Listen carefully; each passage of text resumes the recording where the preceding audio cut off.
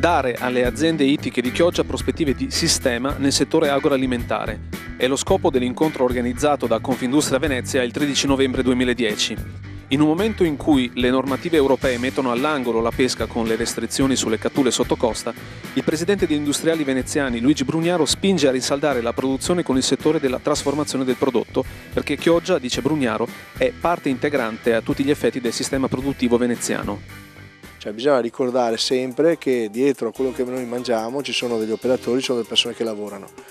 E queste persone in qualche modo, tanto più questa qui a Chioggia, sono state per molti anni vesseggiate da ogni tipologia di difficoltà. Crediamo sia il momento di dialogare con loro, di ascoltarli, di parlare delle proprie difficoltà, cercando di dare delle prospettive per il futuro. Perché così com'è, se no un ragazzo probabilmente non pensa alla pesca come una grande opportunità. Vorrei ricordare che questa è anche una zona di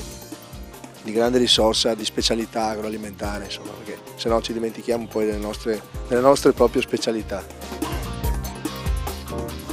Abbiamo chiamato l'ASL e gli istituti di analisi perché della salute sappiamo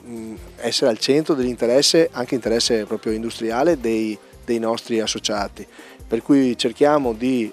agevolare al massimo la comunicazione tra istituzioni, ma prima di tutto tra persone, perché conoscendosi anche personalmente si riescono ad affrontare le difficoltà che spesso avvengono quotidianamente di comunicazione, di rapporti, e cerchiamo di facilitare questo,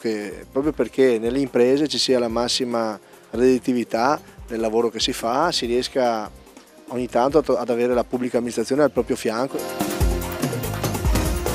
Primo passo è la piena conoscenza delle normative igienico-sanitarie nella lavorazione e trasformazione dei prodotti ittici, in un nuovo rapporto con le ASL chiamate a vigilare sulla salubrità del prodotto, come spiega Loredano Grande, presidente della sezione alimentare di Confindustria Venezia. È diventato un percorso obbligato, cioè aziende che hanno investito in risorse umane, in risorse economiche, per portare le loro aziende ad essere certificate, e ci rendiamo conto che non ci sono percorsi alternativi, specialmente in un momento così delicato dove vedete allergenici, vediamo ogni volta che si muovono gli ispettori in giro trovano sempre qualcosa che non va.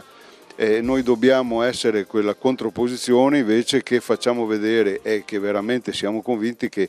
è l'unico percorso, lavorare in sicurezza e chiedere collaborazione alle università, agli operatori igienici, ai veterinari, di come muoversi per poter anche dentro i nostri piani di produzione essere sicuri che non ci possa essere nessuna contaminazione. Con le relazioni tecniche di Luciano Boffo del servizio veterinario della ASL 14 e di Renzo Mioni dell'Istituto Zooprofilattico delle Venezie si sono toccati i due capisaldi cari al presidente degli industriali veneziani: sicurezza alimentare e una più facile comunicazione tra aziende e pubblica amministrazione, con l'obiettivo di assicurare la massima redditività delle imprese e tornare infine a vedere il settore ittico come una opportunità imprenditoriale e lavorativa.